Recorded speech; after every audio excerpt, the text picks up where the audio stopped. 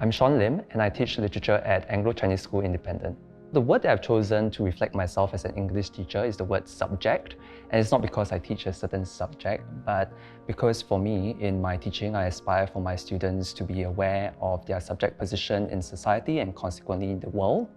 And that entails being cognizant of the contradictions latent in the word, because on the one hand, being aware of your subject position means being able to exercise your autonomy in determining your life, but on the other, it also means encountering and navigating the social forces beyond your control. I live this idea out in my teaching by drawing constant connections between the text in the classroom and my students' lives, and not necessarily only in a classroom setting or an academic setting, but whenever I have spontaneous conversations with my students outside the classroom, I try to draw parallels between whatever we are conversing about with ideas found in literature or in general the texts and the media that they are exposed to in the world around them.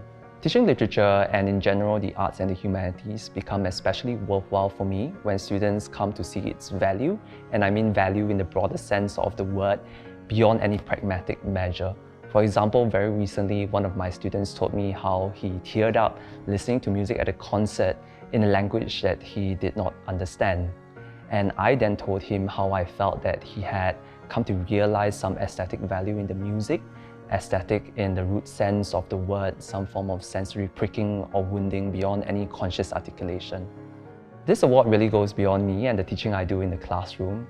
It affirms the relationships that I've managed to forge and sustain with my students, my colleagues, my teachers past and present, my mentors, everyone who has helped shape me to become the educator that I am today. It challenges me to never rest on my laurels and to continue reaching for ever greater heights.